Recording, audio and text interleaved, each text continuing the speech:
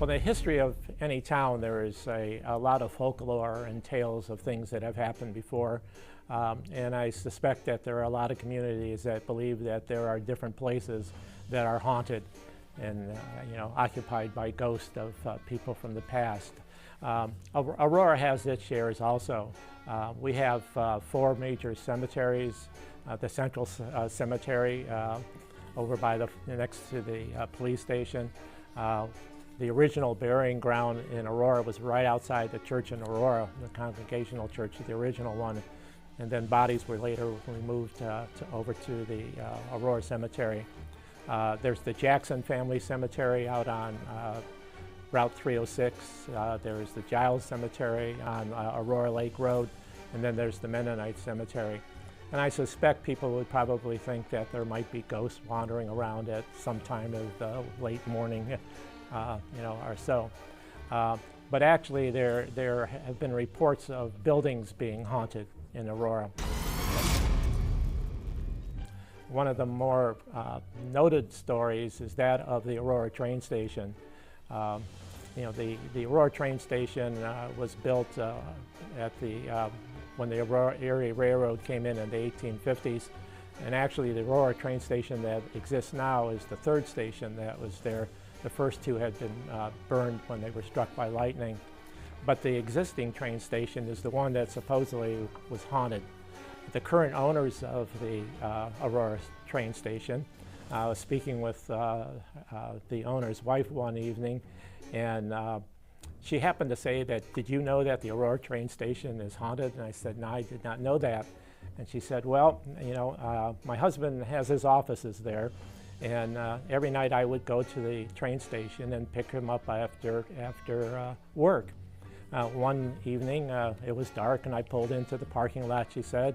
"I'm waiting patiently for him to come out, and he was unusually delayed. I'm not sure what he was doing. However, several times in the reflection in the light in the window, I saw a woman's shadow walk by the window. And I obviously became kind of curious. Maybe there was a patron that was still carrying on business, and that's why he was tied up. When he came out and got into the car, I said, "What kept you so long?" And he said, "Well, I was just finishing up my office work." And she goes, "Well, who were you talking to?" And he said, "I wasn't talking to anyone." And she said, "Well, I saw this woman's shadow pass by the window several times." And he said there was absolutely nobody in that. Now, whether that was really somebody he was hiding and she didn't know about it, or it was, a woman that was waiting for a train that she had missed years and years ago. So that was one place that's supposedly haunted. Another is the Aurora Inn, supposedly. Now, it's hard to say because the Aurora Inn that exists now it was rebuilt in 1963 after it had burned down. The original was built around 1927, and before that there had been a small bar that existed on that. So how far back this ghost that supposedly haunts the Aurora Inn, when she first appeared, we don't know. However, the bartender who worked there at one time had reported on several occasions where late at night, working in the bar, there was a figure, a woman dressed in a powder blue dress, kind of a Victorian style, standing by the light switch and would be flicking the light switch off and on and off and on. And she would yell at this specter that was standing there and saying, "Get back to your room," and suddenly the apparition would disappear. Now, whether that was somebody who had stayed in the inn and wanted to return after a long time away because she enjoyed the Aurora Inn, we don't know about that one, but supposedly it's haunted. The 3rd building that's supposedly haunted in Aurora is the Aurora Town Hall. Originally, the Town Hall was built in 1882. It was the first central schoolhouse of Aurora, where all the kids in Aurora came from the 8 one-room schoolhouses that used to exist that were done away with to the Central School District. Later in 1912, when the new high school, our school was built down on Route 82, the existing Board of Education building, the Central School District was turned over, the house was turned over to the city of Aurora, the village. and became the town hall. The town occupied the first floor with all its offices there. Down in the basement was actually a jail at one time. And on the second floor was occupied by the Masons who had their meetings up there. People who have worked in the building late at night have said that they've heard creaking floors and unexpected cold drafts in the building. People who have been out in the parking lot or passing by, in the back parking lot by the rear entrance, have looked up and have seen somebody peering out of the windows after the building has been locked up and closed tight. Now, whether that's a ghost of a Mason that forgot to leave the building years ago, or it's a teacher who's still in the building, you know, waiting for her students to answer questions, or some town official that disappeared a long time ago. But supposedly that is haunted also. The other area that's supposed to be haunted is right where we are now, in the Aurora Memorial Library down in the Historical Society. Back in 1970, and we had talked about this in an earlier program, that when they were building Aurora Shores, one of the excavators had accidentally come across a human skull and some leg bones and thigh bones, and called the Aurora sheriff. The sheriff got involved. They didn't know if it had been the remains of some murder victim. The FBI got involved. The remains were actually sent to the Smithsonian in Washington to be examined. They determined that they were about 500 years old and that they were the remains of a male and female Native American who most likely had fallen through the ice in the winter, and their remains had been buried in the peat moss down at the bottom. So the remains were returned to the Aurora Historical Society. They were placed in a small box and put on our shelves. Later they were stored in one of our members' garage for a long period of time, and then brought back to the museum.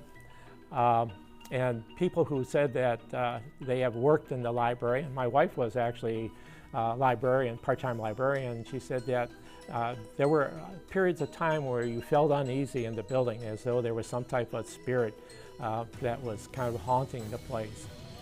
When I became director of the museum, we decided that this was not a good, we should not have the remains of somebody's grandparents, especially not even ever thought about putting them on display.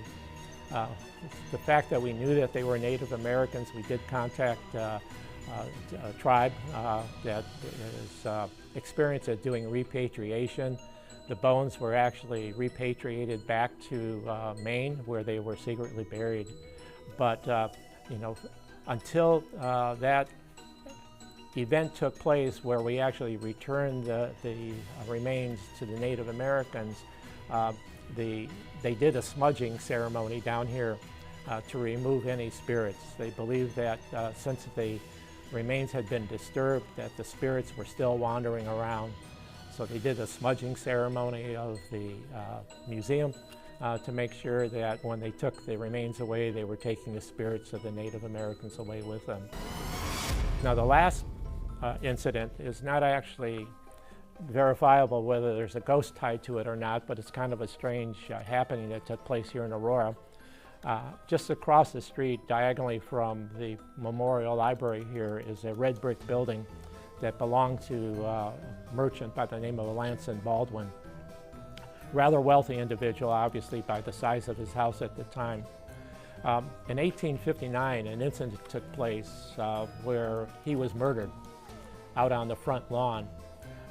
And according to the tales, a vigilante group got together because he's such a well-known individual that they were unhappy with the situation and decided to enact their own court of justice, vigilante justice, found the young man that stabbed him guilty and hung him from the elm tree that once occupied the front lawn of the Alanson Baldwin home. Well, in fact, when you look at the evidence to the story, there was no hanging that took place. It's one of these urban legends that happened, but everybody believes that it happened, that it did happen. In fact, the tree was later cut up in lumber, and we have a couple of pieces somewhere, I suspect, that's still here in Aurora. But Alanson Baldwin was rather well known, and he was really loved in the community. And he often took in, he was connected with the Disciples of Christ Church, and often took in strangers who he would employ part-time. There was a young man by the name of Price who was an itinerant shoemaker, but Price also had a reputation of what they called partaking too much in John barleycorn, actually drinking excessively. And Baldwin actually would get into arguments with him every once in a while that he needed to, he was a good worker, but he needed to change his attitude, change his course in life.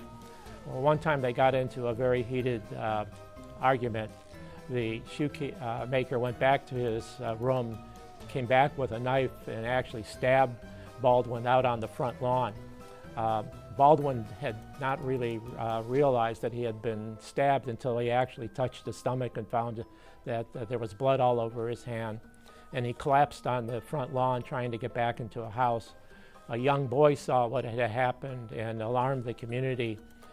Price was arrested. He was taken down to Ravenna, placed in jail. He was put on trial down there and found guilty of murder, and spent the rest of his life down in the Ohio Penitentiary in Columbus. So that was the episode of the supposed hanging here in Aurora.